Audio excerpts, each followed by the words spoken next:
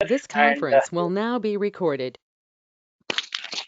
okay, and thanks everybody for showing interest in these learning sessions. So definitely, with your interest, even I thought of sharing something. So definitely, for the audience, the credit goes for sure because of your interest only, we are coming forward to share the information. So thanks everybody, and even today morning, like when I was just woke up and looking at the slides, my wife asking me like why you are waking up early in the morning. So I said like at least because of these guys, instead of sleeping for more hours, just waking up early in the good habit at least for one day. So that's a good thing happening at least because of these. So even that kind of that kind of things are happening. So thank you everybody for joining this session and making us inspire to do these things. So thank you. So okay, we'll go to the details. So I thought of picking up this agile, sharing the basics of this agile because if you look at nowadays in the any IT industry or even other organizations also picking up this agile methodology for their project works. Uh, so not sure how many of you are I see how many are on the call now, like around 13 people or 11 people.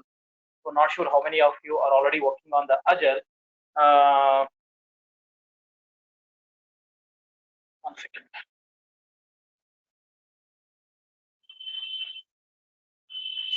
Okay, so how many of you are working on agile? I don't know, but mm, so whoever is already working in the IT industry or who is already working on the agile, I think they would be already knowing about some information about this one.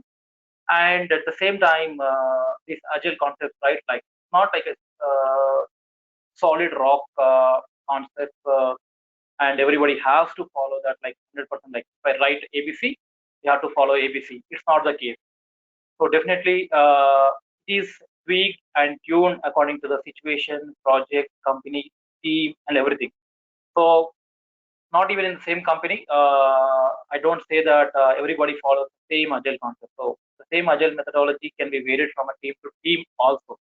It's all about like how the teams want to have their own principles and rules set up.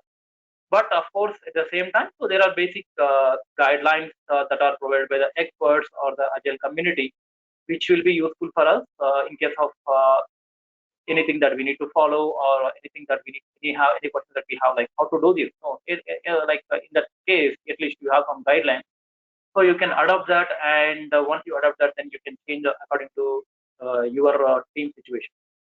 Okay, so that's how so even what I'm going to share now, it's not that you have to follow 100%, and at the same way, it's not that 100% people are following this. So it's just like a guideline. Okay, so even in our team, like sometimes we just change these principles from team to team. So that's how it is going to be. So that kind of flexibility is there with this. So that's why even Agile has become more flexible. Okay, so not sure if you are in the industry from more than 10 years, I can say, but not less than like 5 years or 4 years. Most of the teams are following Agile, but if you are more than that into the industry, right? Definitely, you have been seen the changes, how the projects are approached and how they are delivered. Okay, so Venki, maybe we can go to the next slide. Okay, why agile? So as I was mentioning, right, uh, personal experience, like when I was in 2010, like one of the new project came to our team. So we were working on that. That project is a big project, but see what happened is the approach at the time was like waterfall or the V model kind of. So when we were preparing the plan, personally, I involved in that plan. Like I remember, like the big Excel sheet and the Microsoft PowerPoint, and even this work breakdown structure WBS. We would prepare all these things. Like we used to have a big list, and 7 8 modules in the project. Like for each module taking the 1 month, like 90-member team. So each one working on the like different modules. After that, QA cycle kind of. So like we have a 90-member team. Out of that, 70 members are developers and 20 or 23 are QA. So we used to have this plan prepared. What we used to do is okay, this module you are developing in 1 month, 2 months, 3 months, like that. And at the end of the fifth month or sixth month, QA is going to come in and start testing like that. And meanwhile, what they used to do is just writing the test cases or like reading the business documents. Only that kind of thing they used to do at the time. So after the fifth month, when we start testing, okay, some things have already changed, or like we have some issues with respect to that module, the model that you have delivered, and the impact of this with respect to the other one. So that kind of things, personally, I have observed. So that kind of situations or the project executions were there at the time, and they have. It's not that like they are not good to adopt, but they have good number of challenges with that, and even changing the markets or how the clients expectations and the market what we say like a competition, everything lead to different methodology which is agile. So it's agile is not like it's very new. It's like the principles and methodologies were started way in 2000 like 2000 plus only, but around 2009 or 10 it was like came into awareness by most of the people, and even the people mentioned have been changed from the time around 2010 or 9. So from then it has been very much popular, and now most of the companies are trying to follow the agile. Okay, so why we have like came into that one, right? So I was explaining the situation how we were dealing the projects earlier. Now, so why we are choosing this agile, like why it has become famous. One of the reason is faster to the market, like in respect to delivering the features to the market, faster to the market, and early product feedback. Like we used to get like once you get into the market quickly, you get the feedback quickly from the customer, like that, and more productive than industry average. So like that's what I was explaining. So compared to earlier days with this agile, we see like based on the statistics from the organization, and even I have seen that. So definitely there is a more productiveness and in delivering the projects to the customers, and less costly. So while I why I will tell why less costly, like, and adaptable to change. So what will happen less costly is when you deliver the product quickly to the customer, right? And you get to know what is the change that we need to implement, what is the issue with respect to that. But in respect to oral days like the waterfall, if you come to know the issue at the end of the cycle, like after 5 months that I was explaining. So if you come to know the issue or the change after 5 months, so you have to go back like and change with respect to all these 5 months work, maybe like that. But here within the 2 weeks or 3 weeks, if you deliver to the customer, if you know the change, yes, only 2 weeks work is going to be changed, like that, less cost. So cost, not like a visible cost, but it's like the process or people, everything includes the cost into the software. So that's how. And adaptable to change, yes, people needs to have the change quickly. Like some of the companies like Amazon, Google, like even other companies try to have a daily deployment into the production. So that's why like adaptable to the change is more important. So that's how Agile has been into the picture. Okay. Okay. So any questions anytime, just you can stop me or you can post your questions at the end of the session. That's also fine. So why Agile? So these are the reasons, but we'll go into the details. Next slide. Venki. Okay, fine, good. Next one, like I was explaining, what are the changes? Like, what is the difference in agile? Like, we used to do the software work earlier, even now. What kind of have basic thing has been changed? So earlier, if you look at the screen, like a traditional and agile way, the traditional way of doing the project is like we used to have a time and budget as a flexible, but the features like you used to say that, come and say that, yes, I need to build this car with these all these features. Somebody, the customer comes and says that I need to build this web application with all these features. Okay, so tell me how much time that you need, how much budget that you need, like what is the budget and everything. So there, scope used to be fixed, and resources and the budget timeline is going to vary. So certain like a big application has to be developed. Like example, the PPT that I'm preparing, like there has to be 20 slides. If there's a 20 slides has to be there, let me know like how many people that you need, how much time that you take, kind of. But coming to the agile, it has been an inverse case where if you look at now, people or the customer says that maybe the team says that we have a 2 weeks of time, okay, and these are the 5 people who are going to work on this, and let me give me your requirements. I'll tell you what I can deliver. So out of these 20 slides, I can say that I can deliver only 5 slides, or I can prepare only these 5 slides with our 2 person in a 5 days. like that. So this is a basic change that we look at. So compared to the traditional approach and the new wave approach, is here time and budget are fixed. When I say time, it's like a duration like 2 weeks or 1 week, whatever it may be. And the budget is it's not like physical like amount. I can say it's like a number of people or number of resources because everything needs the budget, right? So I can say that. So this is a fixed. Features wise, yes, I can say that only. Okay, no, it is 5 weeks, 5 days. I can deliver only 5 days. So that kind of inverse approach has been into place, and that's a basic like difference that you see with respect to olden days and the nowadays how we are following or how we are delivering the project. So that's a basic difference. Okay, at the same time, so I was telling right with respect to agile principles and manifestos or the rules. There are plenty of things in place, but I'm not going to explain one by one each. But there are like basic principles or the manifesto that we have developed and which are in place and which we need to like follow.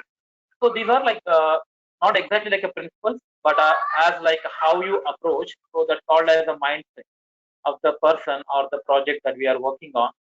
So Venki, next slide, please.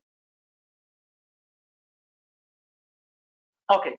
So if you look at this one, right, so Agile Manifesto, this was already developed like some time back, which is still evergreen, and we are following that. So anytime somebody says that I'm following Agile, so it's not like I'm following a Agile process, like I'm like I'm being Agile, so I'm following these things. So what are these like manifesto basic things of the Agile Manifesto are like individuals and interactions over process and tools. So if you look at on the left hand side, like there are four columns which we are following compared to the traditional way of tools, component documentation, contract negotiation, following a plan. So individuals and interactions, why important is that? So basically, whoever is in the agile team, if you look at the interactions, has to be more within the team members. And like see, somebody comes and says that this we need to do as a scrum team we are going to do. So it's not that we are going to say that no, like I need to have a big document prepared and I need to follow a plan, like I need to follow to my manager says that I get to get the approval, all these things. And even with the customer, you say that no, no, no, this we cannot do now, this we can do only later. This is the time that we need, a contract that we need, and the budget that we need. All these things are used to happen rare discussions, but now it is like the agile is most like interactive within the team members, and outside the team is like with respect to your customer or the client, whoever it may be, with whomever you are interacting. So where the collaboration has to be more like you talk to them on a daily basis, get the information. Okay, this is what we are doing. Hope it is good or not. Can we change anything? Is anything is required? Anything that we can do best? All these things, and even the responding to change. So somebody like the customer says that no, no, no, you the color on the PPT is like green. Can you change it to orange or blue? Yes. Uh, so there has to be like these kind of discussions happens on a day-to-day basis, so that you can respond to that change quickly, not in the later, or like you can say no, I'll put it in the plan and I'll take it up later, something like that. So if something is valuable and can be doable, pick it up and do it at the same time. So that's how like you are adapted to the change and you are responding to the change immediately, which gives a positive value to the customer and to the market, and definitely to the product as well. So anything that is valuable and value adding to your project, pick it up and do it at the time. So that's how the manifesto says that these are the things that we need to follow. And the documentation, somebody says that why documentation is not necessary at all, like you don't need to write anything. It's not like that. Yes, documentation is needed, but not like comprehensive, like 100 pages, 200 pages, 20 pages kind of. But a small user story or a small plan, like small Excel sheet, that should be sufficient. And you should be talking more about like I have prepared this much big PRD document or this much design document or like kind of. Instead of that, you can say that see I have developed this feature like one slide I have developed and look at this. So that is like a working software or a working software that we are giving it to the customer. So we are measuring in terms of this like a working software, not in terms of a documentation. So yes, documentation is required, but choosing the right documentation and how much that is required is a major thing that we need to consider. Okay, so Agile. So I was so like till now like I was telling like why Agile and what kind of processes or why it is required and what is the basic change. Um, so Agile is not like a simple or a single methodology. I can say that it's like a umbrella of methodologies. So where we do have multiple methodologies in this, like say, take waterfall, V model, or spiral, or iterative model. So these are individual models. In the same way, Agile have a different flavors, I can say, or a different methodologies in place, which I will high level go through in the next slide. So yeah, next slide, Venki.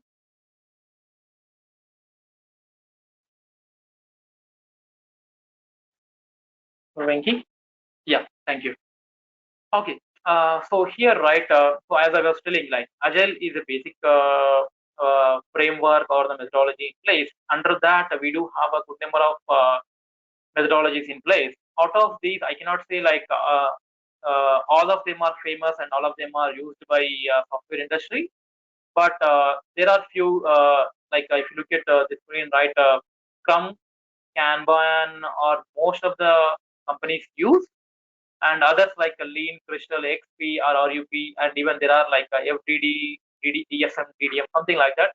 So there are even other flavors or the methodologies present in the Agile, which are not that much famous in the industry that we are working on. So maybe just I can give a quick overview or a one-liners about these ones, so that even just you will come to know what is that. So okay, so like anybody working in the Agile teams from this group that we have now, out of 16 members? Yes, sir. I'm working. This is Raghu. You are working on Scrum, or which one you are working on? Scrum model. Okay, Scrum model. Okay. Anybody else working on any other model apart from Scrum? Okay, fine.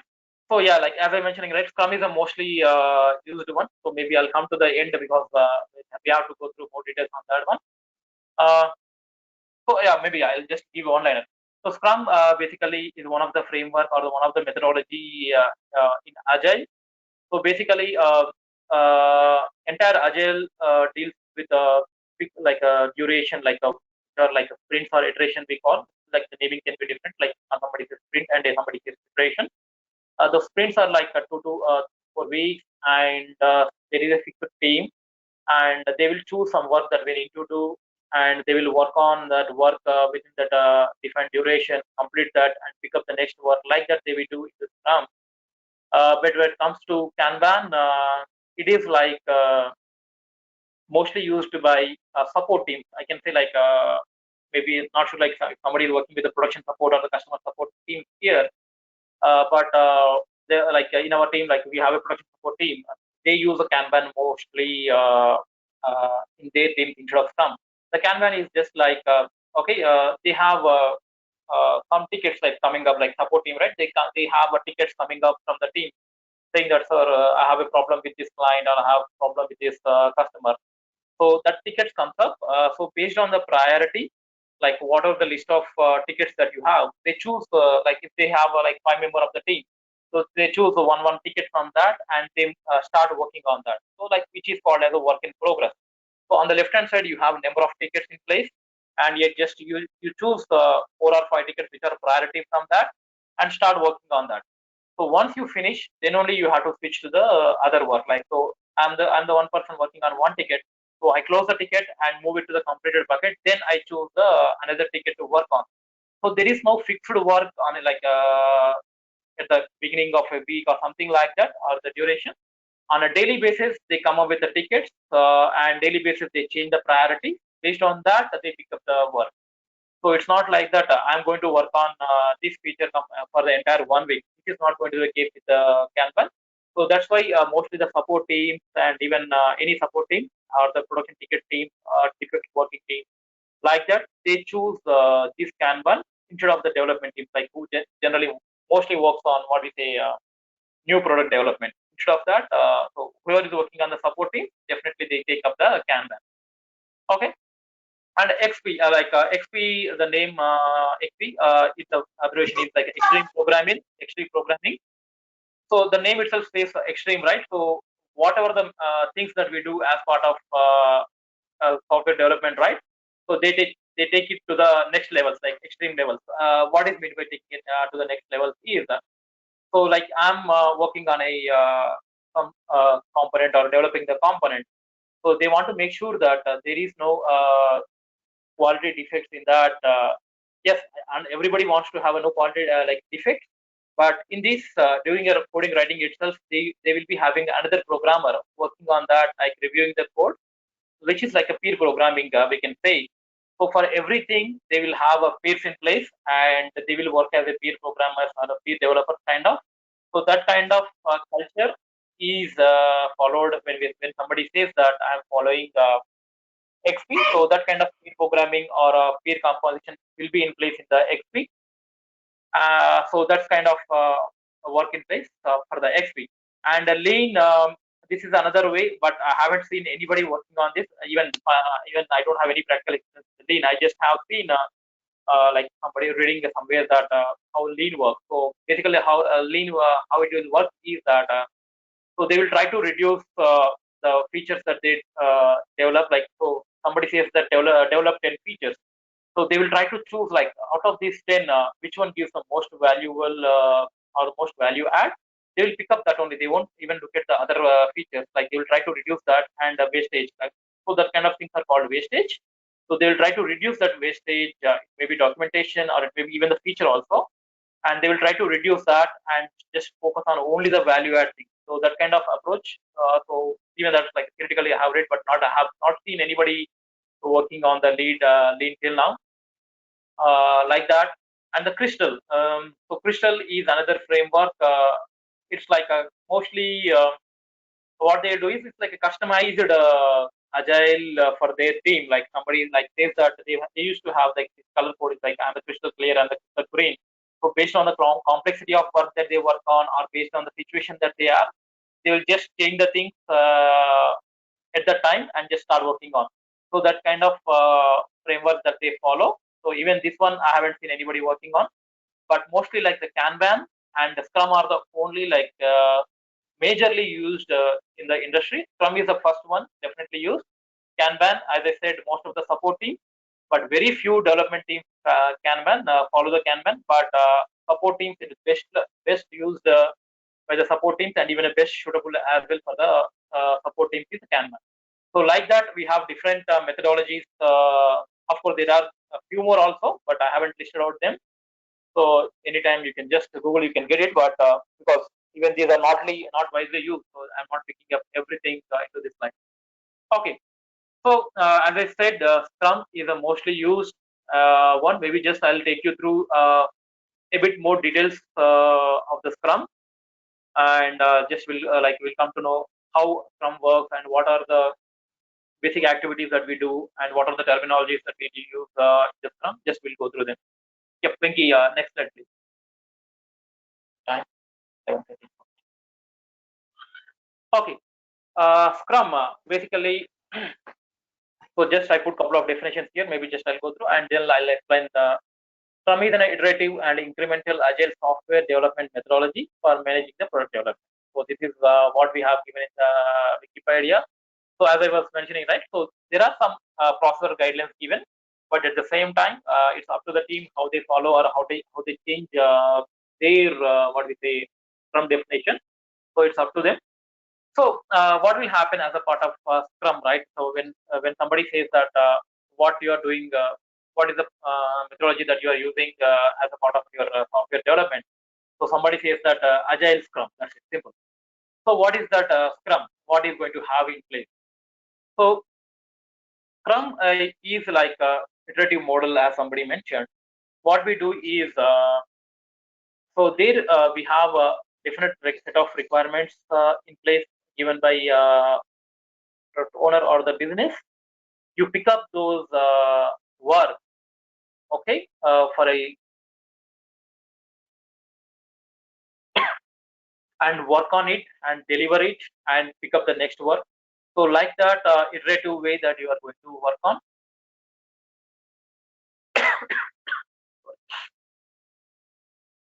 One second. So the iterative way that you are going to work on, and who are the stakeholders, like what is the team. So in that, so maybe can you go to the next slide? So in the iterative, Venki, next slide please. Yeah, in this iterative model, like who are the team members or the what kind of roles that we have. The Scrum is for any Scrum team, definitely there will be a product owner or somebody says that a business analyst, but the mostly used word is the product owner these days. Earlier we used to have a business analyst or the product owner separate, but nowadays we just have a product owner and Scrum master and a development team. So sorry, Bhanu, you have something to say? No, Arun, sorry. Okay, sorry, no problem. Okay, so what a product owner will do. So product owner is a person who talks to the business and who is a person who analyzes the market. Like suppose I'm what do you say? I'm working in the insurance domain. So he is the person who has to work with the sales team or the customers and even look at how the other companies are doing with respect to insurance products, everything. He has to do that market research, everything, and they come up with a set of requirements for the team to work on. So that's what like basic work of this product owner is. So he represents the customer or the consumer. So he will talk to them. He will analyze the market, and even he will look at the what do you say uh, competitors' websites or the competitors' business, how they are doing it, and based on that, he will come up with a requirement, and he will like come up with a requirement and share with the team. So that's how a product owner will work, and what the Scrum Master will do. So as most of you heard about this Scrum Master work, so this is a one of the important role the Agile world. Uh, so Scrum Master is not a manager. First thing to remember. So Scrum Master is not a manager for any team. Even that is not recommended. Also, he will be like working as a what we say mm, coordinator between the team and working as a umbrella for the team to protect from the external impact to the team, and he has to be a servant leader. So these are basic terminologies that they use for the Scrum Master. So basically, he facilitates the entire process. Things like, okay, if the team members are there, like if they have to work with the product owner, or if they have to have some challenges in setting up the environment or getting up the requirements, and if they have any challenges with respect to understanding something, and if they have to dependency with some other team, and all these facilitation, like even if somebody has some issue with respect to the internal the team itself, so he can facilitate that and make sure that things are resolved, and there is no blockage for the team to get go on. So that is a preliminary job of a Scrum Master. So he facilitates, he acts as a servant leader, he is the face of the team, and he's the interactive point between the other teams, and he's the integration point of contact between the other teams that you are working with. So like that, he plays all these roles, make sure that there is no dependency issues or the blockages for the Scrum team, so that they work on their own features or the requirement that they have chosen, and they deliver on time. So that's how the responsibility of Scrum Master is. So any process related activities, it may be maintaining the user stories or maintaining the efforts or the velocity or whatever it is with respect to Scrum artifacts. So maybe he's the person who is the responsible person, or the accountability has to be taken up and deliver those by the time that you have chosen, like it may be 2 weeks or 3 weeks. So that's how the Scrum Master works. And yes, last but not the least, the important one is the development team. So when I say development team, it's not only a developer, it may be a developer, or like it may be QA or an automation engineer or a DBA, whoever it is, or the DevOps member. So whoever is a part of your team, the core member of the team, who is contributing to the development.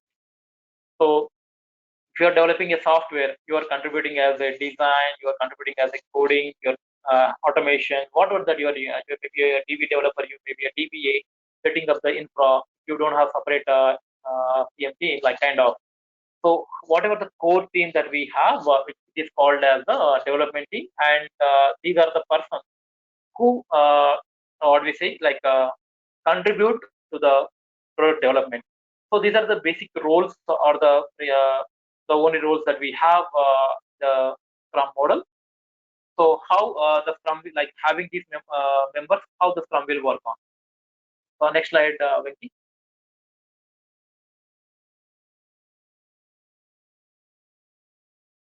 Venki, next slide, please.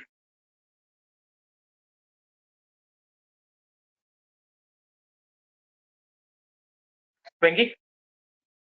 Yeah, thank you. Okay. So how the Scrum works, right? So we are I earlier told about like iterative model. So which are called sprints in agile world. Like even if you look at a sprint, you can just remember these, what we say, athletics, what we say, 100-meter running or 200 meters running. Like they just call as a sprint. Like Usain Bolt completed one sprint within 8 seconds, like that. So sprint basically, why they call it is like because uh, they have a fixed duration and fixed distance to cover. Like 100 meters, they have to complete in 10 seconds or 8 seconds, whatever it may be. So like those are called sprints. So same way, even in the agile world, like we are calling them as a sprints. So somebody's calls as an iteration, but we call generally good to call as them as a sprint. So as I mentioned initially, so everybody has their own customization or the way of doing the sprint. So somebody takes 2 weeks, somebody takes 3 weeks. Very rarely, a few people take 1 week, and very rarely, like people take 4 weeks. So those are two extremes. But in general, like to take 5% 4 weeks, 5% 1 week, but remaining 80, like 90% is contributed by 2 weeks or 3 weeks sprint. So it's again how your organization or how your team, how your project works. So 2 to 3 weeks is the ideal time to be taken. But recently, like some of the people take 2 weeks is a good time to complete. But as I mentioned, so depending on your team, so you can take up the 3 weeks sprint also, which is 3 weeks length also. So the duration is fixed for us, like 2 or 3 weeks. And there are good, what are the events, or like how do you do, or how do you start and how do you end the event? Like there are some formalities or the events that will happen as a part of the Scrum. Definitely, I think whoever is following Scrum, definitely they will do it. The first one is sprint planning. So whenever you start something, right, like say maybe I'll start working on from Monday, so till next month, till next Friday, these are the 2 weeks of my sprint. So sprint planning, they need to do like, what is the sprint planning? What we do, we just take up like what I'm going to do in the next 2 weeks. So what are the requirements that come up from the what do you say, product owner? We pick up them, work on it, like how I'm going to, like what I'm going to deliver in these 2 weeks, everything. So that we do in the sprint planning. Like if I have a 5-member team, like if somebody going on vacation, like maybe a couple of days, and somebody not well, or somebody is not available for this couple of days, or somebody working on some other important item. So based on their availability, and so how much that we can deliver, so it's up to the team's choice. So picking up the work. So that's how they do the sprint planning. So how they do is a different method, like different works are there. Like basically, teams say that they do planning poker. Not if somebody played a poker game. So just like during like sprint planning, right? Team sits together, and product owner says these are the 10 user stories that you have to work on. These are the 10 requirements that you have to work on. So, but team can say that out of these 10, like these are the priority requirements. Out of these, I can pick up 5 or 6 based on their capacity. And how they do is like for each user story, like they will give some points which are called the story points based on some complexity or the effort. So even this is like customizable. Somebody says that I will just based on the complexity I'll give, and somebody says that based on the effort I give. Somebody says that on the what do you say, as a combination I'll give. So complexity generally is a standard that you have to use, not the effort. Why is in the long term, this is the one that is going to be helpful. So if you say that like these numbers, like the no numbers that you have to give, which are like story points. So you will start from 1, ends till 21. But I suggest, or even experts suggest, that we have to limit that story points till 8 only. Means that you should not be picking up something which is most complex, like 21 points at one time. Try to cut it down or split them into a smaller chunks so that you can pick it up and finish in day or 2 or 3 days, something like that.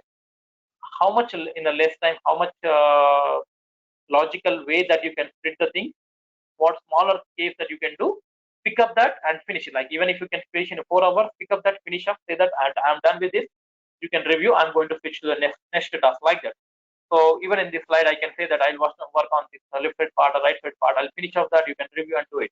So like that, somebody asks you to work on, try to split that to a smaller chunk so that you can pick it up, so that you can give 1 point, 2 point, 3 point, like that, and finish up very quickly and deliver it. That's how you have to be. You have to be taking up the work. That's the sprint planning. So once you pick up those user stories, and once you say that I'm ready to go, and next will be on the daily basis, there will be a small meeting. Like of course, maybe in the agile or even some other like what are the model that you follow, like maybe daily meeting with your manager or whatever maybe. But here, manager is not important, but the scrum master is the one who has to run this, or team has to run this. But manager is optional for the daily stand up. Maybe he can join or he may not be, but teams are the one who has to drive this. So daily stand up, even there are multiple ways. Like somebody says that what I did yesterday, what I am doing today, what I'm going to do tomorrow. This is the standard way.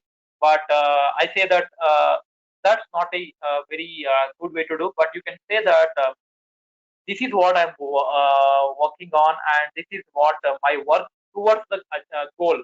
Like I can say that. So this is the what are the work, like that what is your sprint goal, like the 2 weeks that what you are going to deliver. So you can say that towards that goal, what I'm doing. So that kind of thing, if you say that, right, it won't be like I'm giving some update and just I worked on this X number of code or something like that. So instead of saying that, if you say in terms of goal, like how I'm approaching towards that goal on a daily basis, that will give some good feel for the team members to listen, and even for you, like when you say that, okay, when you say that I'm working towards that goal, this part, then that gives definitely a good feel for you. So I suggest teams to do that instead of saying I did yesterday this one, I'm doing this today, I'm doing this tomorrow. Yes, at the end you will be saying that only, but the way that you represent, or that the way you say, is different. Like when you talk in terms of your goal reaching, so that's how that small difference. So that's why it's like, that's what I'm saying. Even in the initially said, so there are some guidelines in place. How do you do? But based on your team, how better that you can make, how customization that you want to do, it's up to you. Like you can do that. So that's the daily stand-up that you need to do. So definitely, you should not be taking more time. Take only 15 or 20 minutes max. It's like people say 15 minutes, but like if your team is more than 6 people, 5 people, just maybe sometimes just the talking itself takes 15 minutes. So 15 minutes you take to finish up these discussions, like giving the updates or what may be. But after that, if any discussion has to be there, if somebody says that I have a issue with this like code, something like that, that discussion you can have it later. So after the 15 minutes, so if somebody wants to be there, and they can be available and listen to the discussion or contribute.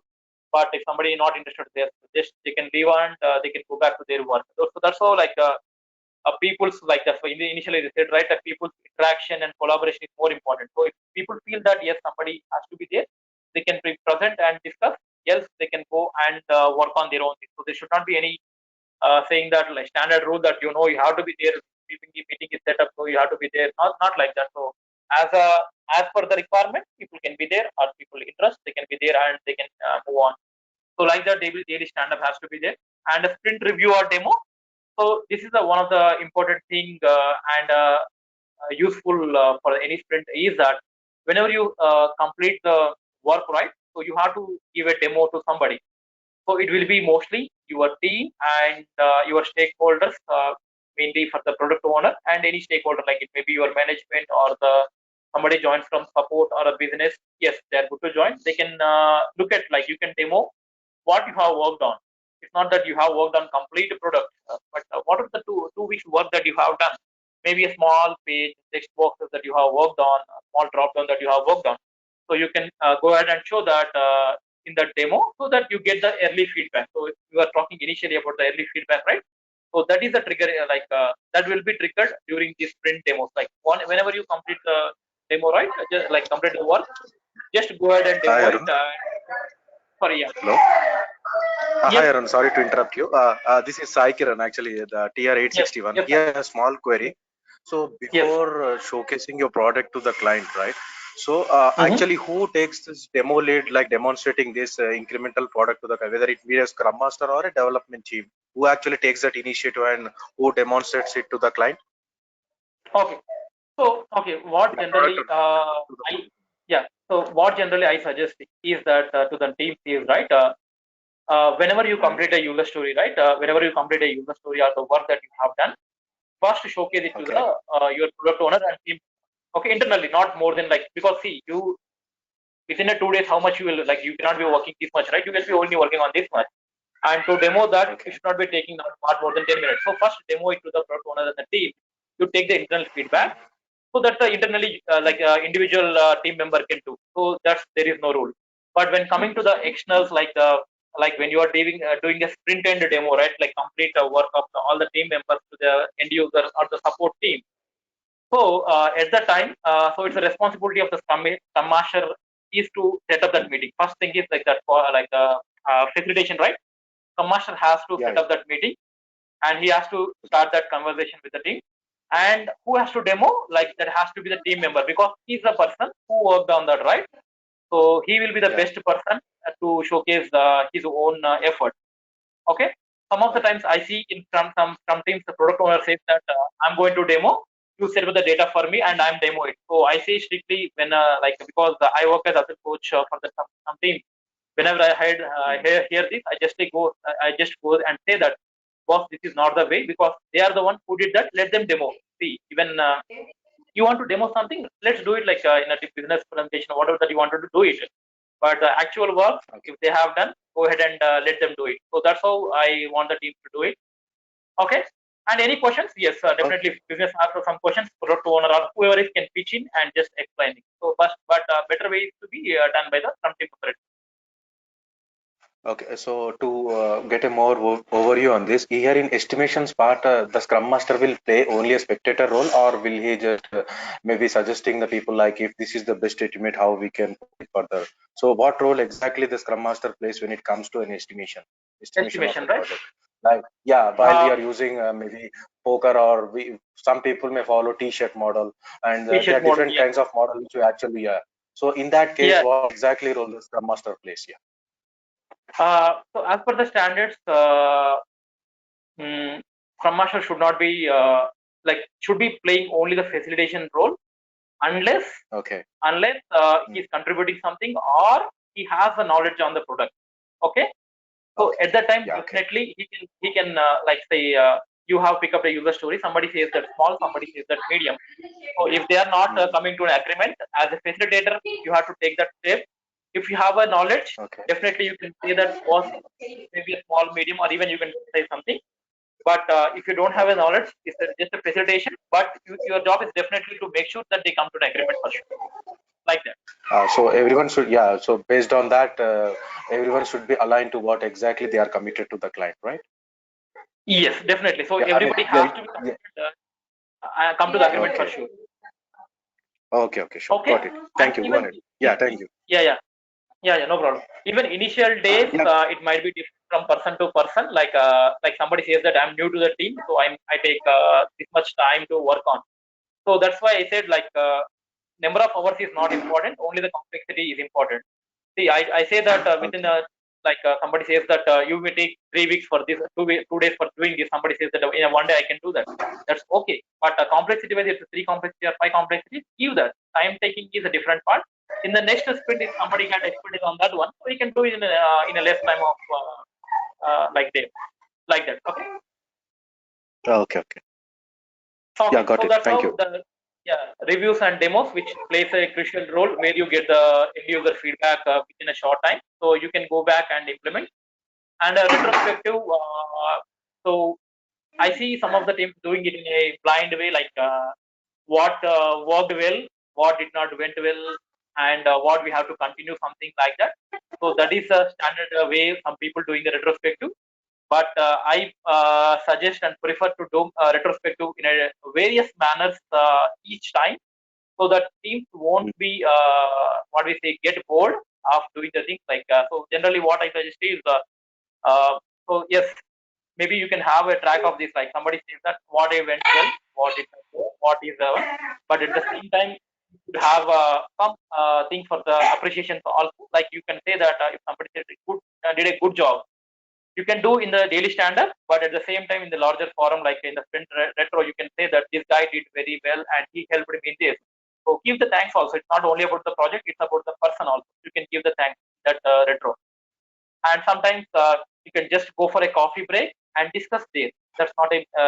It's not that you always have to sit in a classroom and do the retro like that. And sometimes I give smiley cards to the team members and ask them to put it on the wall. Like they say somebody says that a smiley face, somebody says that like different expressions. So somebody just they put it on the wall.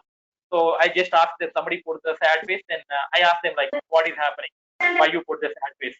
Then just they can just start explaining.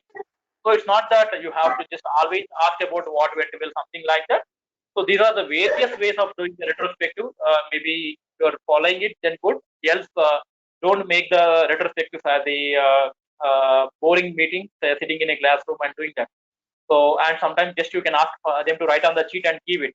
So initial days, people like because one of the team I joined newly, their people are not interactive in the beginning. So I asked them to initially write them on the sheets and give it, because initially I won't be having that much faith or trust on the other person, maybe in the first sprint itself. So I asked them to write in the sheets and give it in the one of the room. Like I kept a box in one room, and whenever they get time, they can go and drop it there. Even I won't be seeing like who is dropping, has not dropping. But slowly, that team itself, now they came to a situation where they can just discuss anytime. So like that, changes will happen when you working on with them continuously. So that kind of retros we need to do to bring more awareness and more interactions with the team. They can come and explain. Okay, that's how the events will go. From Okay. events. Hi, Arun, one more query here. Sorry to interrupt you. Yes, So, no problem. is it mandatory? Yeah, yeah. Is it mandatory to include all the Scrum team in the sprint retrospective along with the product owner and development team as well, or it's up to their wish, like whether they want to join or not? Is it mandatory to Uh, include all each and every Scrum team in that? okay, so any Scrum event, right? Not only retro, Yeah, including planning, yeah. daily stand-up, Mhm. demo, retro. Okay, All these four okay, events that we have discussed here, everybody has to present. okay, Except like manager is the only one optional.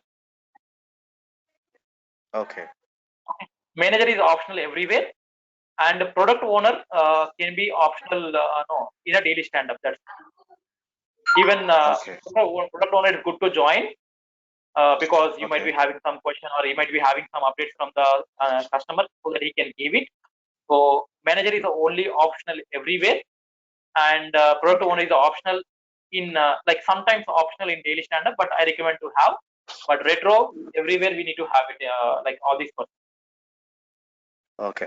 Okay. One more query. So what is the good time to have a, I mean, a PBR, like product backlog refinement or grooming sessions?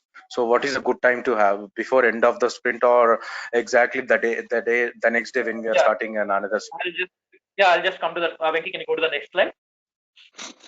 Yeah, before we Uh, go, yeah, looking at the time. are Sorry. you Yeah. able to hear me? Yeah. So Yes. before we go, one question in the chat from Raghu. Who decides the sprint duration? Uh, who defines the sprint duration, right? Basically, the organization or the team decides. Uh, so if you have that kind of flexibility, so in our case, most of the teams follow 3 weeks, but we went and say that to the management that we will follow 2 weeks. So they agreed, that's it. So they asked us a couple of questions like, why do you want to go with the 2 weeks? Then we explained like this is the way that we want to go ahead. At the same time, some other team said that we won't want to go with the 2 weeks. So it's up to the project team, like or the management who works with this. So have to take the decision. But at the end of the day, if the team is flexible to stay and the management is good to listen to you, so team has to take the ultimate decision 2 weeks or 3 weeks. So it's about the team's choice, Okay. right? Okay, Raghu? So the another question also there from Sudhir. Testing should also is testing should also complete in 2 to 3 weeks time. Yes. Yeah. Okay. So yeah, maybe Balu I'll just come answered in to the chat anyway. I'll come. Yeah, definitely. I'll explain that also. Okay. So in this, Okay. like if you look at this slide, right, somebody asking about the product backlog, when we need to stop, have this in place, right? So whenever a new project is getting started, or like we are extending some project like as an enhancement to the next release, right? So product backlog has to be ready by the time. So that is the primary job of the product owner. So it's not that 100 like let's take that 100 requirements I'm expecting. It's not that 100 requirements can be expecting on the day one, but at least 70 or 80 you should be getting by the time. So like let's take I have 2 weeks of sprint I'm going to work on. So at least I need to have three sprints duration, like 3 sprints product backlog ready. So let's take that 2 weeks of work I'm doing, right? So 6 weeks of work, it should be ready by the day, on the day one itself. The reason is, so product backlog prepared by the like let's take example. I can say we have 2 weeks of sprint. I'm going to work on 10 user stories just per se. So for the 3 weeks, I'm going to work on 30. But I'm saying that on the day one itself, you need to have a 60 or 40 user stories for sure. The reason is whenever a product owner gets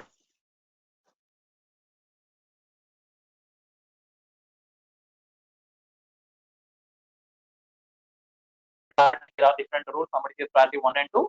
Somebody follows some terminology called MASCO. Like MASCO is M is for a must have, should have, would have kind of.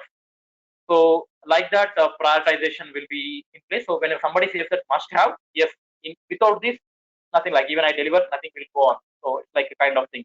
Should have is like definitely it's good to have after the must have. Could have means okay, it's okay if you have this, it's better, like maybe give a good feel, but it's okay. And would have means okay, it's okay even if I don't do also. Like that prioritization, like even people will be doing it, so they will be tagging those requirements with these kind of must have, like must have, could have, should have with that. Okay, so like that, if we come up with the 60 requirements, all of them may not be must have for sure. So some of them will be could have, some of them will be should have, like that. So out of these 60, let's take 20 are marked as a must have. And when people started working on for the first sprint, let's take that they pick up 10 must have. Okay, and in the middle of the sprint, due to some reason, if they feel that what are the requirements that they have picked up, they are not going to work on due to some reason, like what are the reason maybe. So if they feel that they may not be able to work on, so what we need to do, so we need to pick up some other thing, right? So in that case, okay, you need to have some other must have ready or some other should have ready, so that I can pick up from that. I'll move this which I stopped, I will move this and I'll pick up that must have in the middle of the sprint. At the same time, the another reason to have a good number of the backlog is like double or triple the way that you are working on, is that before that you can review those user stories. Like I'm starting on a day one, you have to groom like out of these 60, out of those 20 must have or should be groomed prior to the on the day one itself or day zero itself. Like you should be understanding all those 20 requirements, because if you go through those 20 requirements at ahead of the sprint, then you will come to know what are the dependencies I have, what are the things that I have to have in place when I have to work in the next sprint. That kind of planning you will be having in your mind, so that that's the reason we need to have a good amount of backlog starting of the product itself. At the same time, I'm not saying 100% product backlog has to be there. At least if you are working for a one sprint, at least 2 is a bare minimum. 3 is the ideal, or 3 or 4 is the ideal to have a backlog work. So you are working on 10 user stories for the sprint one. So I recommend to have 30 user stories.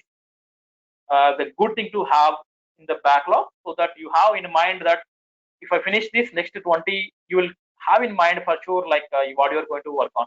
Of course, there might be some changes, but at least good amount of overview you will be having in place. So that's how the product backlog has to be there before you start on. And somebody asking about like when you need to have the grooming, right? So I always recommend to have product grooming before the sprint start. Like say I'm starting a sprint on Monday, so it's good to have those grooming done before Monday, like maybe on a Friday or Thursday itself. Have it in place so that you will come to know all the details, and complete the sprint planning also on Friday itself, because you are starting the sprint from Monday. So complete the sprint planning most probably on Friday itself, so that you can come freshly on a Monday, just like you are going into the project and implementing it. It's not like a Monday morning you come and sit in the meeting for 3 hours or 4 hours like that. You won't do that. So maybe if you not possible, like take complete a Monday for the planning and do it from the Tuesday, like start like from a Tuesday like that you do. But always the sprint planning and grooming has to be done before you start the sprint, like maybe a day before. Just if you do that, that will be good practice. Okay, Sai. Okay, fine. Okay. So okay. And this retro, like you were talking about, right? It's good to do retro prior. Like once you're done with the sprint, right? Have the demo and everything. Yeah. So once you demo, you will be getting some feedback points or maybe some goods and bads, everything you'll come to know. And after that, have the retro, like so that you'll come to know the feedback from the team members also, saying that somebody says that Arun, we took this work, but we should haven't picked up this work. We did not analyze dependency with respect to somebody, but we haven't analyzed that. We did a mistake there. Maybe so. These are all the inputs for your next sprint planning. So complete the retro, then what we say, complete the review and demos, then retro, and then do the planning. So that all these review feedback or the retro feedback, everything will be considered into the sprint planning, so that you can do the better planning for the next sprint. So you and some best practice you have followed. Somebody says that we both of them worked together, sat together, and analyze the things, and that worked well. So maybe for the next sprint, you plan the same way. Like that, some best and some of the key items that you have to that did not went well, you will consider for the next sprint planning and do your betterment for the next planning. So some of them will be like continuing like that. So that's a way to do the planning. Okay. So that's how you do the retro and product backlogs, you sprint backlogs, everything you look at and work on them. And yeah, somebody's asking about the testing, right? Yeah. So frankly speaking, as I see, all the organizations, all the teams are not in a place to start the testing immediately when the developer completes. It may be due to the environment not availability, or somebody busy, or somebody having a multiple projects like that. But most of the times it's like they don't have the proper environment to begin the testing immediately, or they might be having some dependency with the other one to start testing. But make sure whatever the testing that you can do within the sprint that you have to do. So that's how when you pick up the agile, right, on the day one or the sprint one, you may not be achieving 100% shippable product to the production. But as soon as you going further, right, that's why I was asking, like, if you can deliver a small piece, deliver it and test it. Don't wait for the some other big piece to deliver, and like that you can do. So example, somebody says that web development they are doing it, so UI is not ready, but the backend is available. So you can test the backend, like it may be an API or a DB store procedure or the DB stable structure, whatever that you can verify that and complete it. So that some part you can, at least you can confidently say that if API works fine, the request response are coming good, you can assume that even the chances of breaking the UI is less. So whenever the UI is ready, you can do the remaining work. So that's how you need to have the testing in place. Sorry, Ravi or somebody asked the question. So that's how you have to plan for the testing, and even the automation. So another big challenge like some teams like have to follow is like in-sprint automation or +1, like sprint N+1 automation. So people are forcing to do in the in-sprint automation. So which is not 100% available, but what we can do there also is, which we started doing is automation. We are following that BDD framework.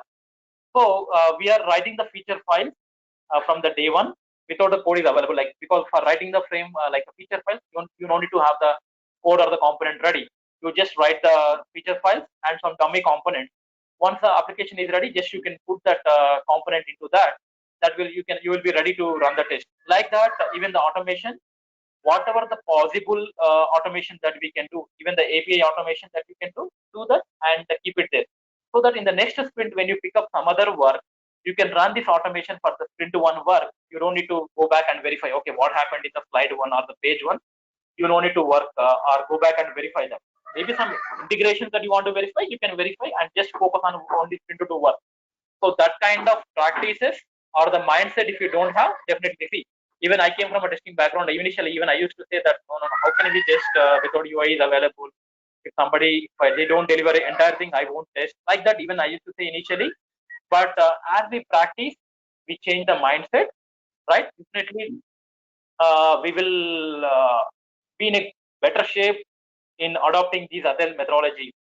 Even coming to the production, right? We were not ready to release to the production earlier. Like only at the even though we follow agile, at the end of 2 months only we were released to production, and that used to cause a 1 day complete downtime like that. But now we are making all these deployments or the development into small microservices or small parts, so that only one microservice can be deployed without disturbing the other. So only 10 minutes of time.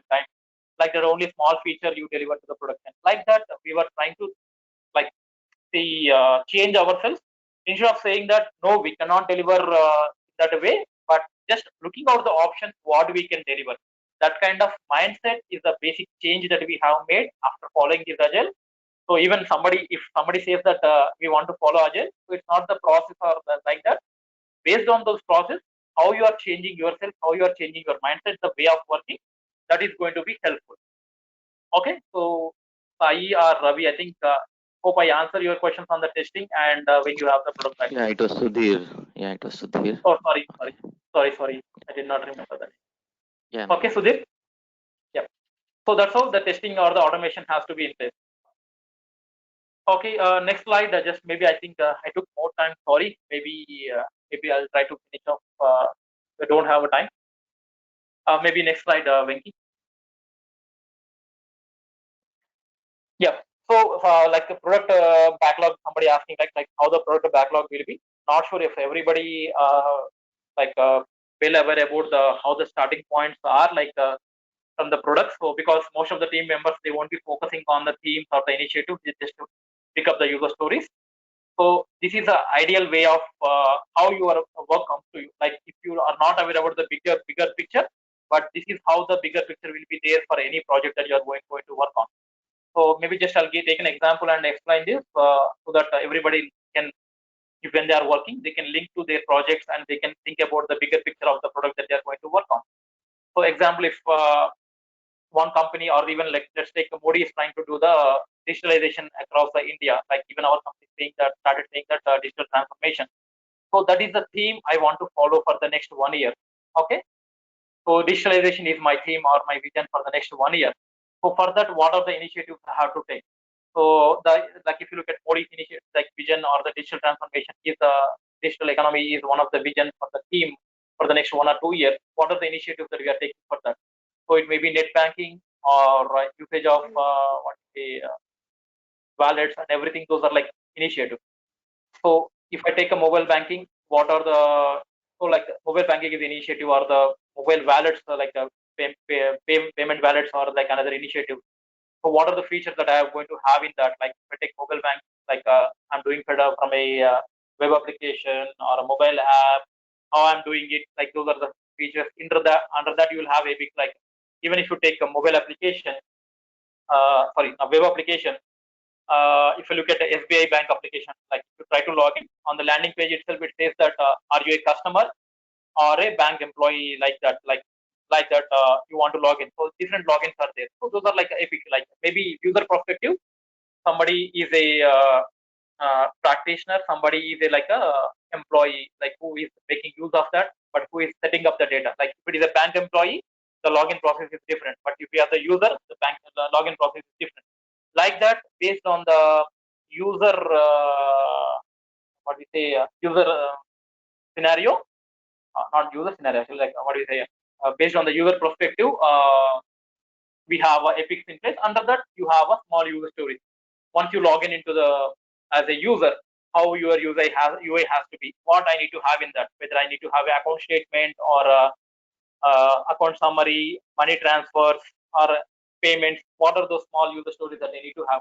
All those are like stories.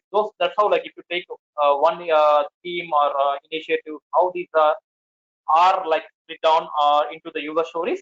So that's how you can have to look at your product a bigger picture. These are all things definitely any product that you are working on. These are all things will be in place. It's just that we may not be looking at our own levels. Like we might be looking at our own levels only on the user stories. Somebody maybe just going up and looking at the epic. Somebody looking at the only features. But the bigger picture comes when you know the theme. Okay, this is the theme that you are going to work on. Then definitely you will, whenever you work on the small user story, right? You will think, okay, that is my ultimate goal. So how I am working on. Based on that, you can raise the question. You can ask more requirements from the product owner. So I recommend, like, if somebody just looking at the user stories, it's good you review the user stories, but have the bigger picture so that you will definitely do more good job than just working on the user story. Okay, yeah, that's how the product hierarchy has to be. And last, but just maybe I'll just go through, once you are done with the sprints, what kind of metrics that you want to follow. The basic reason I want to follow the metrics is there is a proverb, like, if you can't measure, you won't manage. So, like, if you don't know, like, how I'm doing, like that kind of measurement, if you don't do, then there is no chance that you will do the better things or improvise yourself or ourselves. So Venki, just let me do the next slide. So that's all. Any work that we do, measurement is important. Venki, next slide, please. Yeah, sorry, I don't have a, like, I was telling to Venki that I don't have a personal laptop with me now, so that's why I'm asking Venki to do this facilitation for me. Fine, that's fine. Yeah. Okay. So this one, right? So these are the basic reports. Like, there are a good number of reports based on the tool that you use, but these are the basic reports that I use or recommend to use. One is a burn down, burn up, velocity, and some custom reports. So what is burn down is that so at the starting of the sprint, you say that this is the amount of work I do, like 200 hours of man work. If I do, like, having a 5 people in place, 40 hours per person. On a day one, how much you have burnt, like 5 people if they are working for a 6 hours or 8 hours. And one more important thing I forgot to say, don't ever take 8 hours as a working hours in a daily in a day.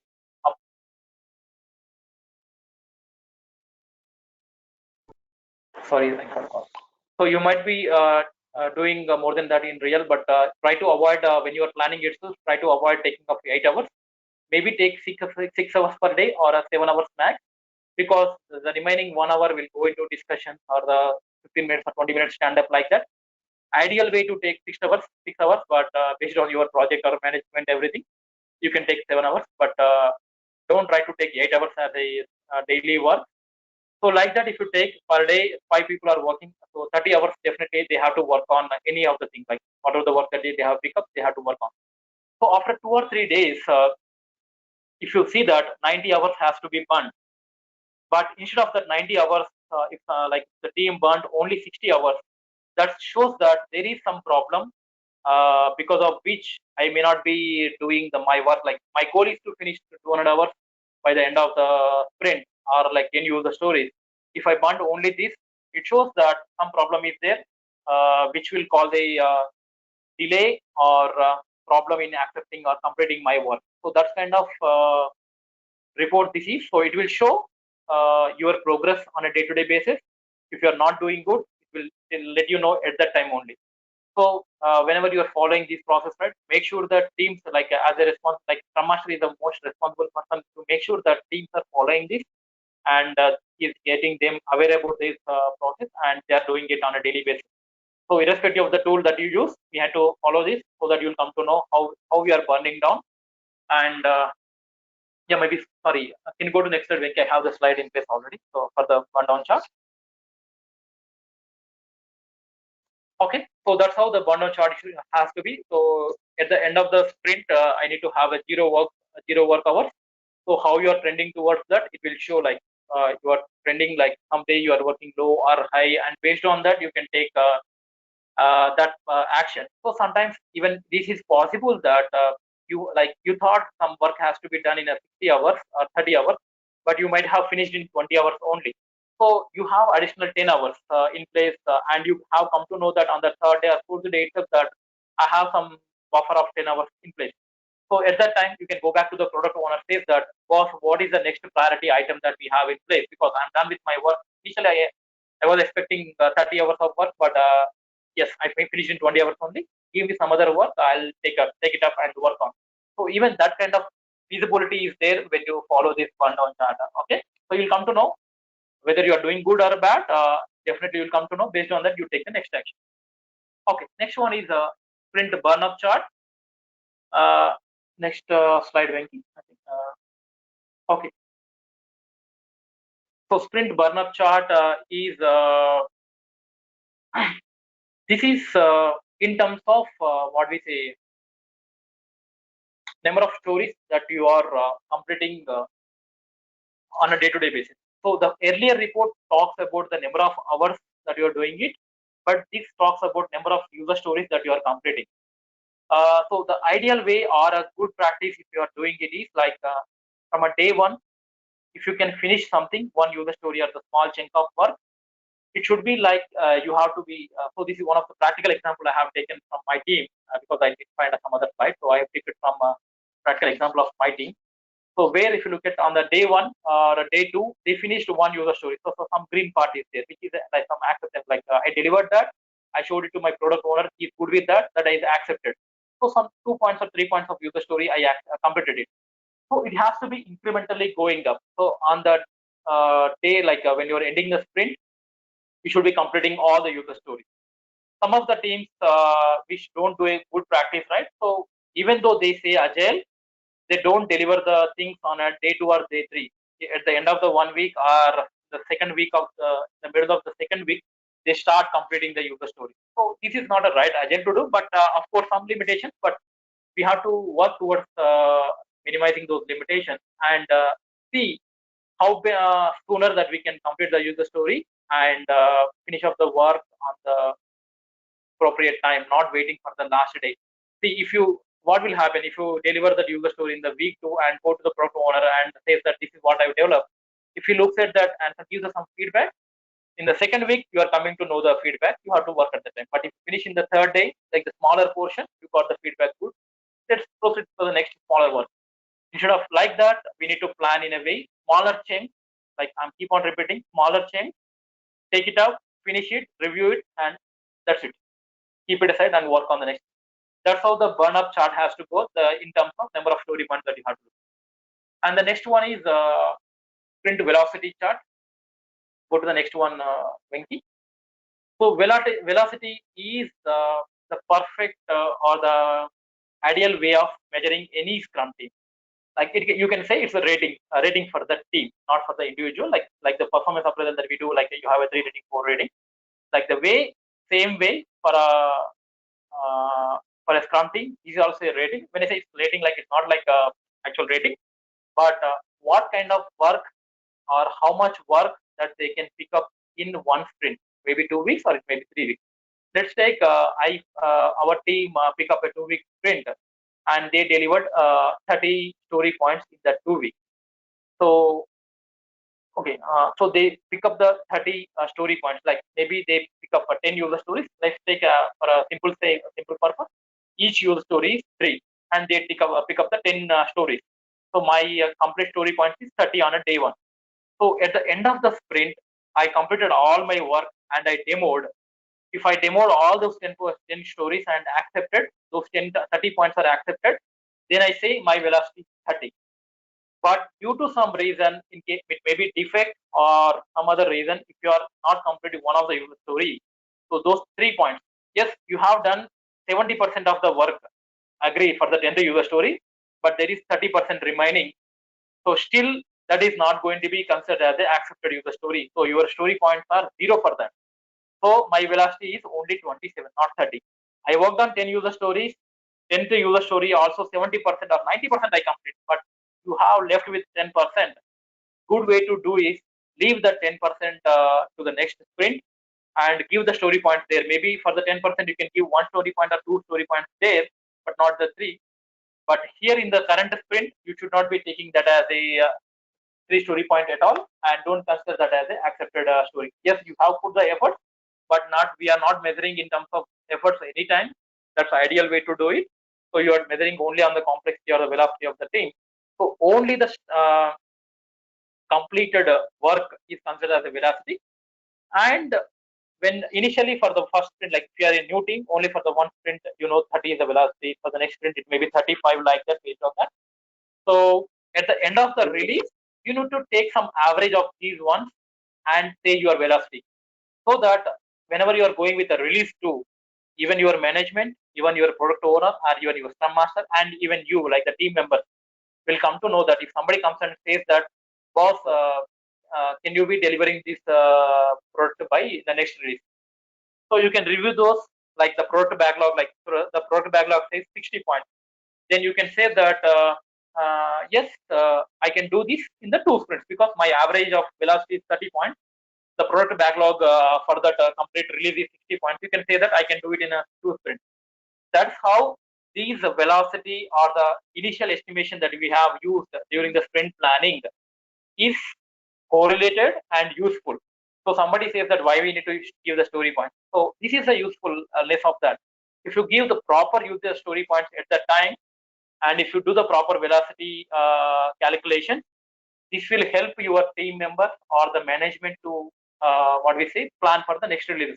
Because most of the times people question, Arun, how do you decide about the next release? Like you say, you directly give the promise to the management, sir, that we'll deliver this. So then I say that, boss, this is the metrics that we have taken. This is the velocity that we have delivered from the last 6 months. Based on that only, I'm doing this. I'm not just blindly saying that I'm going to deliver this.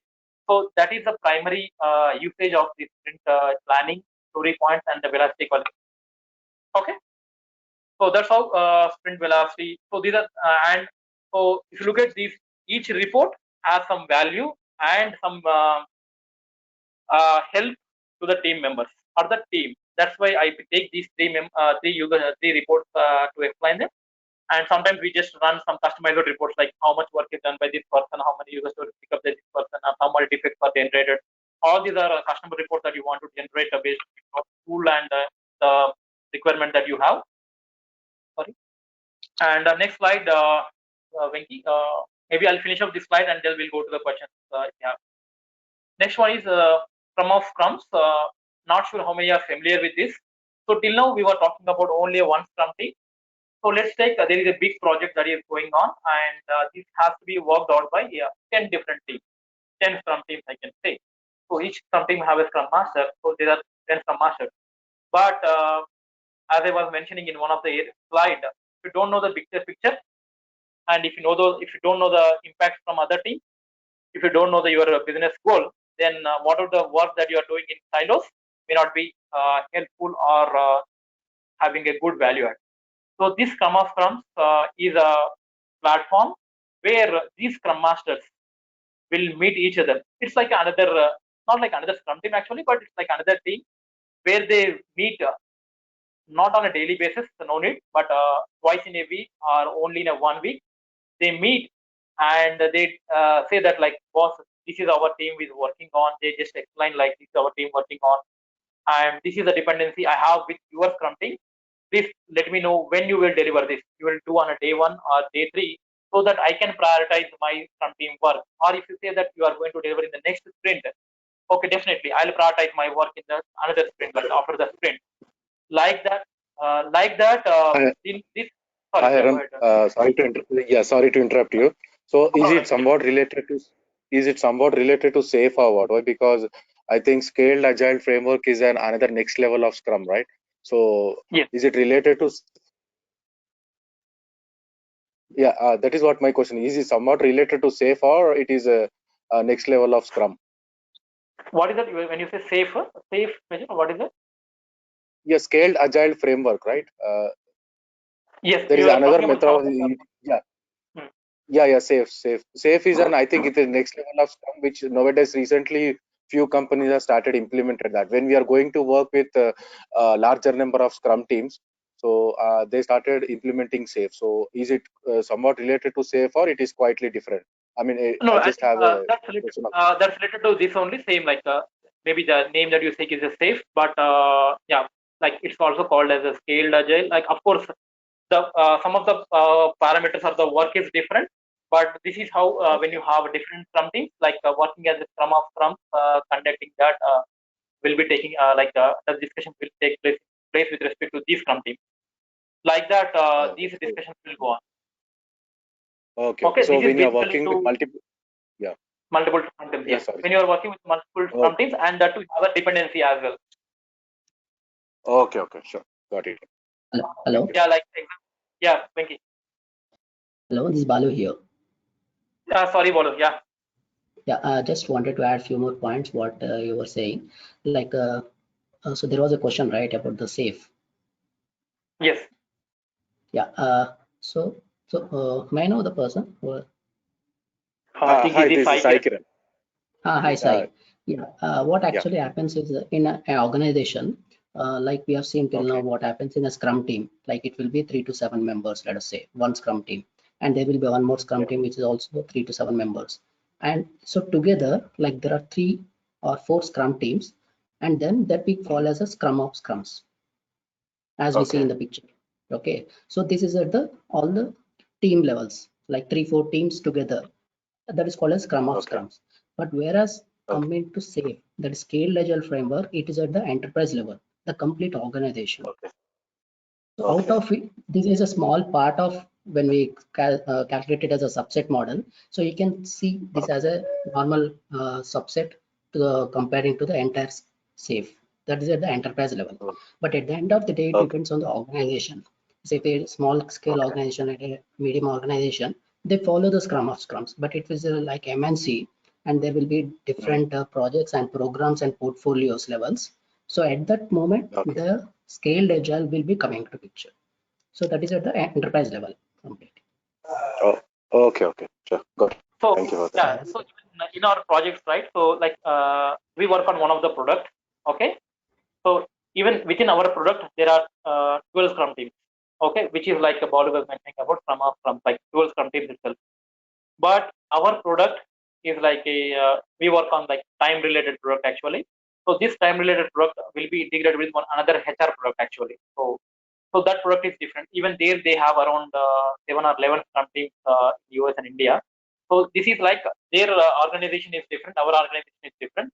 Organization, when I say organization, it's not like company, but the what I say like the enterprise or the group manager is different. So we work with them as well. Like our product will be completely integrated. Like within the 10 streams, there is a dependency within our product, and there is another product with whom we integrate at the end. So that's like maybe Balu that you are talking about within the organization, different portfolio when you say.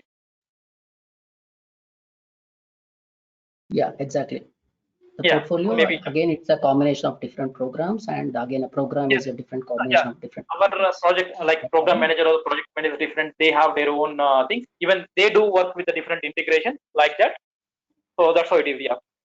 So that's why. So that kind of Scrum of Scrum or the scaled agile, like when you are working with the multiple product or like multiple enterprises, you can say. And in the Yeah. SAFe, So that's there will be different other roles, like for example, the release engineers or a PI, product increment. So that terminology Yeah, differs again in that SAFe. hmm. okay, Okay, so that's pretty much I thought of covering. Like there are few more like agile principles and other stuff like there are 12 principles that I haven't covered because those are like generally leads to these whatever that we have explained, like the iterative way or the early to the customer, take the feedback or the collaboration. All these like basically those principles are combined with respect to all these slides that we have explained. That's why I did not mention each and every like those 10 or 12 principles that we have. So, but whatever that we have covered, generally those are correlated or interrelated, so that haven't had in place. So these are the basic things that I want to share with you. So at the end, one thing I want to tell you, like everybody, is that so anytime like as Balu mentioned or as somebody mentioned, right? So these are guidelines that we have in place, and everybody have their own freedom or flexibility to tweak or tune these processes to give the best results to their own team. That's a final statement I can say. So with that, I can end here. And any questions from the team, definitely I would be happy to try to answer that. Sure. Hi, Aaron, this is Sai Kiran. So I just want to know, I mean, the presentation which you have gone through now. So is it placed any common so that we can use it, or are we going to share anywhere about this presentation? Actually, if you want to refer this presentation in future, is there any common path which we can use it, or I mean, do you want to share our email IDs personally so that you can share it? So whenever we want, I prepared actually yesterday. I prepared it actually yesterday only. So maybe if you want to make use of this, I can share it. No problem. Actually, we do complete 2-day training. Like whenever any new joiners comes into our organization, like I work with ADP. Like whenever any new joiners comes, right, we do 2-day training for the Agile actually. So I'm part of the Agile program as well. So we do 2 days, like you can understand like how much detail that we explain, and even it's not only explanation, but we do some what we say hand-on activities, like we give some clays and some blocks, like our kids play at home, right? Like plastic blocks. Even we give them and ask them to build a car like that. So I ask them, we give all these blocks, and one person says that I'm going to build a 10-story building. One person says that I'm going to build a car, like that. So I ask them who would like to be a product owner, who wants to be a QA, like that. And I ask them to come up with stories and have a sprint meeting. So we have like that, like even hands-on activities as part of Agile, so that we won't get bored. Maybe so what I'm explaining is this, like maybe get bored sometime, but if you do those hands-on activities and we give clays to them, ask them to build their own whatever that they want, like that we do those activities, that gives more interactions to the, because that's what, like I said, right, interactions are more important. Last week in one of the training, I give the clays to them. They prepared a watch actually, like the wrist watch with the clay that we have given. That is the first time I have given when somebody prepared a watch. Most of the times people prepare some blocks, cylinders like that with the clay, but they prepared some watch. So that kind of products they come up with and they do during the training. Okay. So one more quick question. I mean, actually, so as per your experience, who would be like the best person? I mean, to fill in this place as a Scrum Master, whether what background? In my terms, like I exactly want to know what will be the background of the person who wants to be a Scrum Master. He might be whether he should be a business analyst or whether it should be a project manager or completely relevant from a technical guy. So yeah, who would we prefer mostly to fit in this position actually? Sure. Okay, that's a good thing actually. Let me tell you what we do generally, like. So in general, like as you mentioned, who is the best fit for this Scrum Master is like who can be like good with oral communication and good collaboration and a people skill. It's not like a manager, but who can take up like that kind of activities. Somebody says that I'm interested only in technology, but not these kind of activities. So then he's not the best person to be picked as a Scrum Master. Okay, somebody just see, even because sometimes these are get like if you keep on doing this, right, you will be feel bored of this. So you should be having interest towards this and try to, like the way I was explaining, right? Retro itself you can do multiple ways. To have that kind of interest, then only pick up this. Else it will be not good for you, even for the team also. So that is a one tribute or the thing to happen. But there is a one team in our organization which what they will do is they will change a Scrum Master for every 2 or 3 sprints. Within the team, somebody says that I'm getting bored of this, so somebody has to pick up this role. Even they do like that. Like even it may be a junior member in the team. Like he joined just 3 months back, like from a college. We made him the Scrum Master. But of course, we give the guidance and we will be there to take care of him. but he is who is there to facilitate and everything he will do, so that he will get that kind of expertise also. That way also some teams does. Okay. Okay. Yeah, sure. That's another And way of doing it. okay. Sorry for asking multiple questions. No, no So, problem. yeah. So as I'm hearing from, I mean, outside world and HRs that most of the teams they are opening for Scrum Master position, but at the end of the day or at the end of the moment, like they are only picking up the development team members or the within the team only. So they are not opening these positions for outside people. Why? Because and in a recent interview where I'm looking for a Scrum Master position, I'm done my certification as well. But the problem is like when I'm facing an interview, the people are coming up with questions like, how much percentage of technical knowledge do you have? So why don't you have 100% of technical knowledge? And they are just opening I mean, they are just giving us open quote like, how can why should I hire you like if without any technical knowledge? So is it must and should that each and every Scrum Master or maybe a project manager should have 100% of technical knowledge? I don't think, I mean, you should have, but people are coming with such kind of questions like you should have 100% knowledge of technical or something. Suppose if I'm working on any API, okay, so I should have just a knowledge of what API is, but I should not have in-depth knowledge of what exactly how it, why? Because there will be a separate team working on that. But still, people are looking for in those perspective. I need to be sometimes I need to be a developer, I need to be a Scrum Master, and I need to be a tester also. So yeah, Yes. so at this point of time, I think it is making us very much more deeper into that how things needs to be done and how to crack those interviews as well. Yeah, definitely. Even I looked at that. Even of course, frankly speaking, right? If you look at the industry, that the way that we are working on, even the jobs that we are working on are not smooth, like going smooth the way that we are expecting. Like even if you look at few years back, there used to be manual QS. If you take my team from the last 1 year, we haven't hired any manual QA. Frankly speaking, that okay. So it's not that QA is not existing in the world, but it's there. It's important, but at the same time, we are not hiring any manual QA. And even the development, we are not hiring only like who can know only Java, but we are hiring like full stack developer. If he knows UI, like hiring. So similar way, the trend is like that. It's not that hard and fast rule. That at the same time, one of the director I work with, he is keen to focus only hiring a Scrum Master role. He's not keen to take a Scrum Master with not having a technology like that. He's keen to hire a full 100% Scrum Master. Even that kind of situation is there. So it's up to like us, like if we have to survive in the competition, we have to go in that mode for sure. At the same time, it will be helpful for us as well. Like you have asked one of the question, like who would be the best person to judge the planning estimates like that. So if I know not like in depth like ground level of the API, but at least if I know the sea level, like if there are 10 levels of API, if I know at least 3 or 4 levels of the API, not only the high level, it will be easy for you to manage the team. Like whenever they speak estimates or anything, definitely it is easy for you to chip in and give your value add there. Not only as a facilitator, but also as a some other person you can give a value add there, right? Yeah. So that is the way people are looking at. That's the only thing. And at the same time, like the rotation of the Scrum Master, like if you want to be rotating the Scrum Master, if you want to pick up the team member role in some time, you should be having some of the other skill to pick up that. So even that kind of thing going on. So that's the reason like most of the industry is like working towards. So we cannot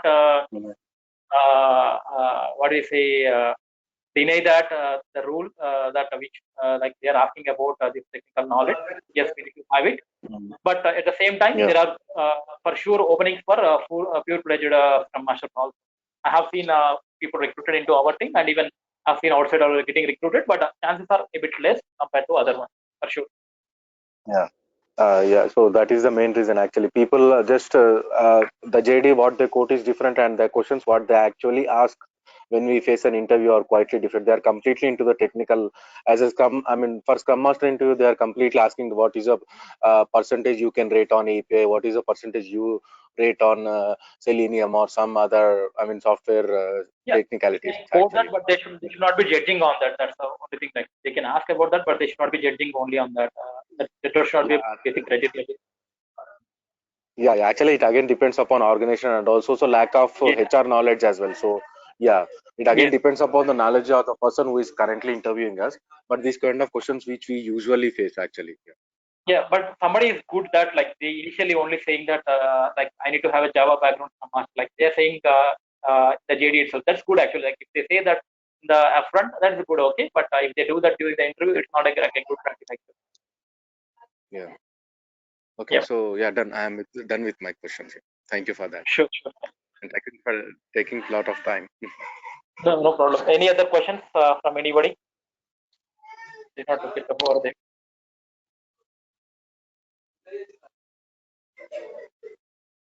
Yeah. So, Vicky, or any other questions? Last call. I think we are end of the session at the moment.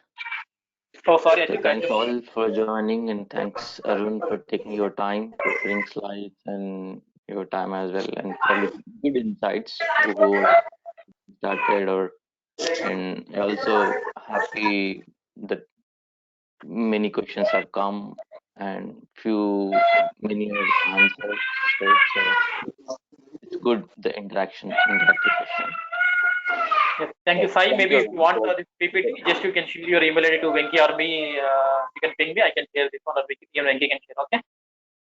Sure. Yeah, I'll thank you. I'll do that. Yeah, and thanks for taking your time and answering all the questions. It was No problem. pleasure. Thank you. Yeah. thank you, Arun. It Take was care. very informative. Thanks, guys. Thank you. Have a good day. Bye bye. Bye. Yeah. Thank you. Bye bye.